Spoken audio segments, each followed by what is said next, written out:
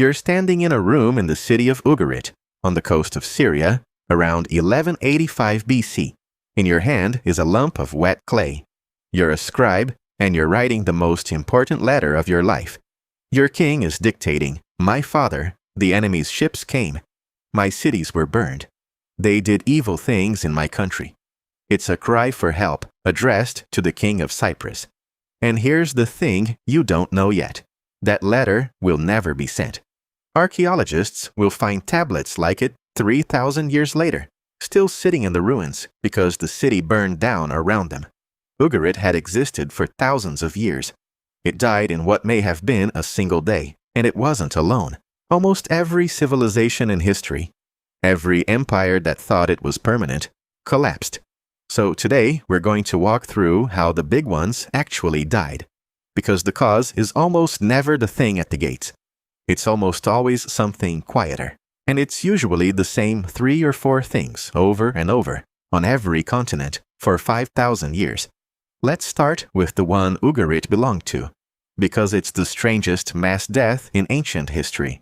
Around 1200 BC, the Eastern Mediterranean was the most connected place on Earth. Egyptians, Hittites, Mycenaean Greeks, Assyrians, Cypriots, all trading, all writing each other letters, all dependent on each other. Bronze itself required tin, and much of that tin traveled thousands of miles, some of it likely from as far as modern Afghanistan.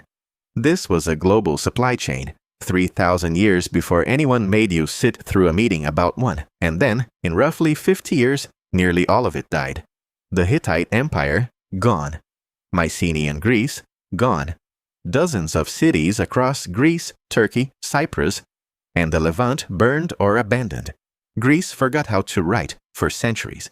The traditional villain is a mysterious group the Egyptians called the Sea Peoples, boat raiders who show up in Egyptian inscriptions around 1177 BC, smashing everything in their path. And they were real. They're the ones who burned Ugarit. But dig into the letters from those final years, and you find something else. They're not mostly about war, they're about food.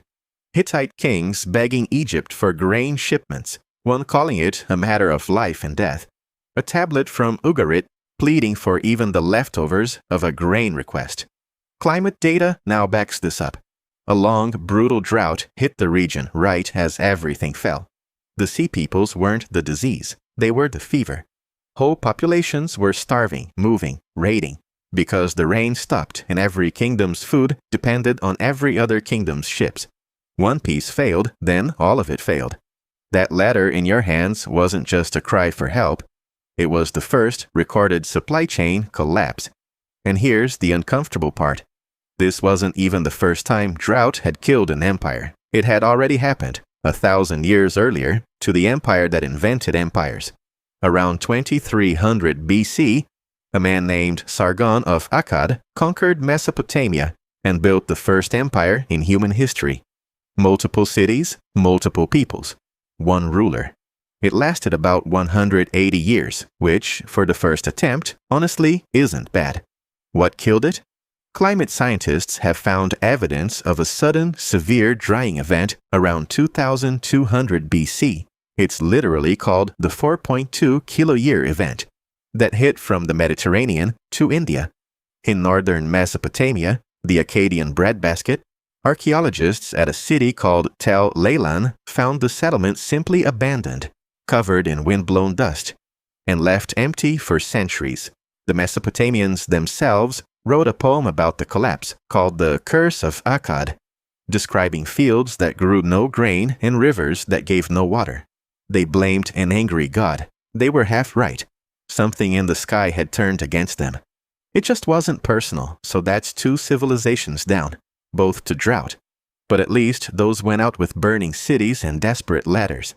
The next one is weirder, because it's the civilization that died so quietly, we still don't fully know what happened. At its height, around 2500 BC, the Indus Valley civilization covered close to 1 million square kilometers of modern Pakistan and India, bigger than Egypt and Mesopotamia combined. Its greatest city, Mohenjo-Daro, had brick houses, standardized weights, and, this is real, indoor plumbing and covered sewer drains, sanitation, arguably better than most of London had in the 1850s.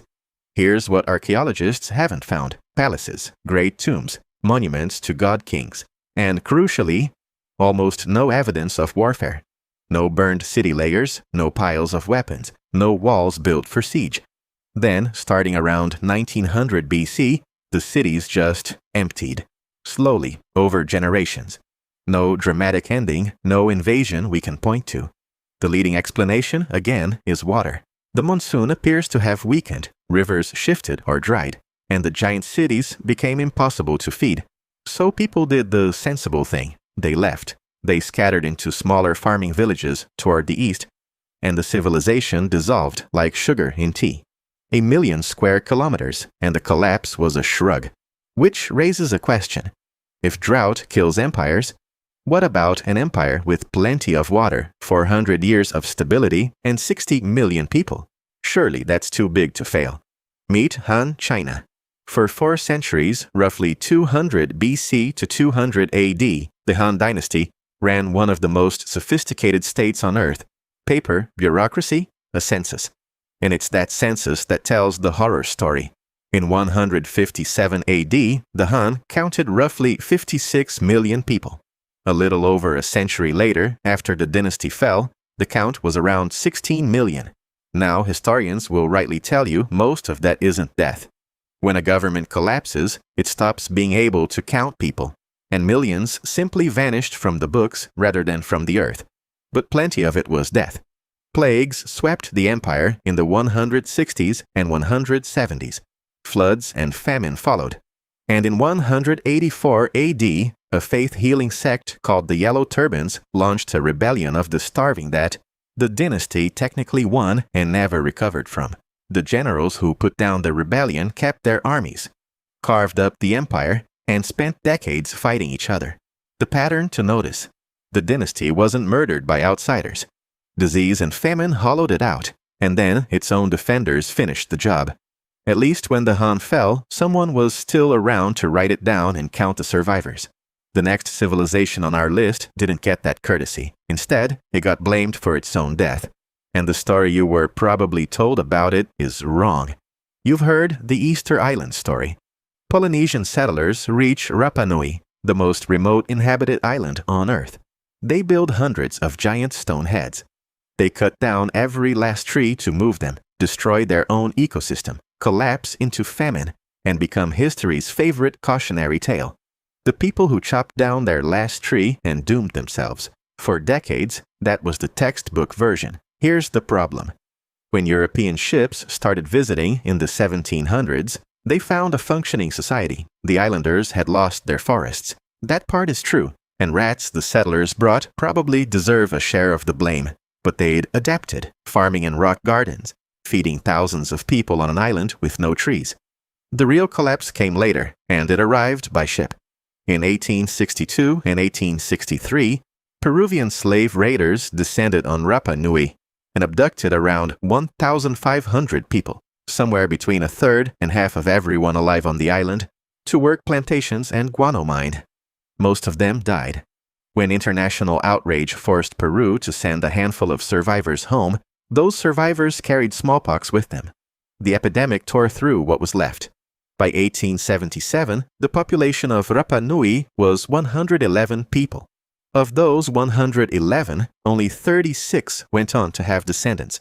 An entire civilization, its priests, its history, its ability to read its own writing system, funneled through 36 survivors. The island didn't commit suicide.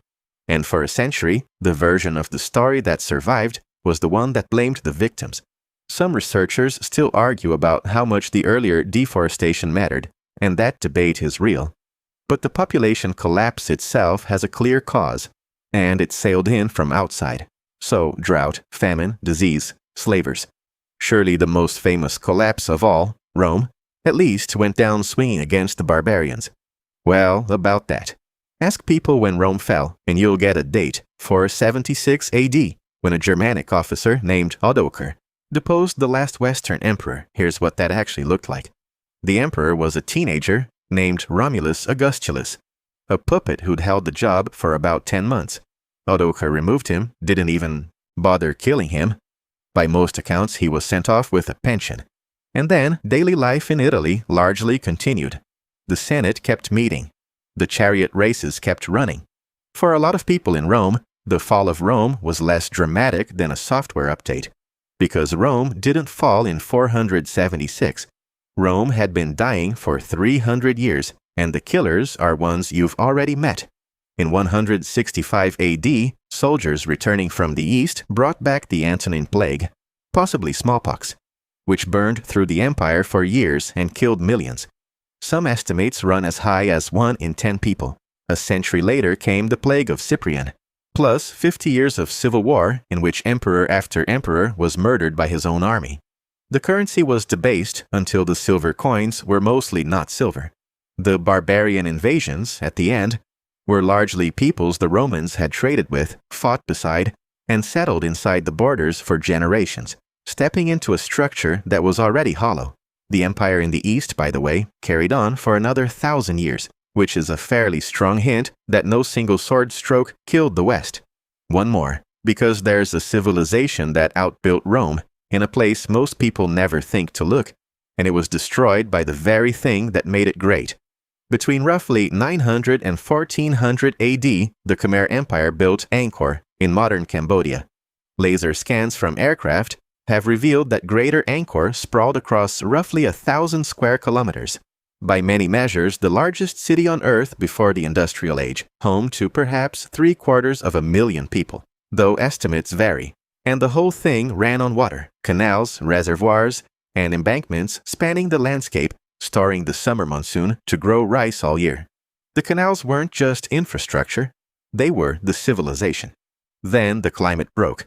In 2010, scientists led by Brendan Buckley published tree ring records from the region showing that the 1300s and 1400s brought decades-scale droughts, punctuated, cruelly, by a few monsoon years so violent they tore the water system apart. Sediment choked the canals. The machine that fed 1 million people failed in both directions. Too little water, then far too much. In 1431, armies from the rival kingdom of Ayutthaya sacked Angkor, and that's the date the textbooks use. But by then, the city was already coming apart. The soldiers didn't kill Angkor, they looted the body. So let's line up the ledger: the Bronze Age world, drought, famine, and a supply chain that failed all at once. Akkad, drought. The Indus Valley, the rivers moved. Han China, plague and famine, finished off by its own armies. Rapa Nui, disease and human predators from across the sea. Rome, plague, inflation, and 3 centuries of internal rot. Angkor, the water system that built it. Notice what's missing from that list. In 5,000 years of collapses, almost nobody was simply outfought. The invaders show up in the last chapter, every time, after the harder enemies. The rain, the rivers, the microbes, the grain supply had already done the work. Civilizations don't usually get murdered. They get sick, and then something opportunistic finishes the sentence. Which brings us to you. You live in the most interconnected civilization that has ever existed. The Bronze Age needed tin from one distant source. Your entire world runs on microchips from a single island and food that travels farther than most medieval people did in a lifetime. Every civilization on this list thought it was the exception. Every scribe in Ugarit assumed there'd be someone left to read the mail. There wasn't. So maybe be nice to your supply chain. It's the only thing standing between you and a very interesting chapter in someone else's video.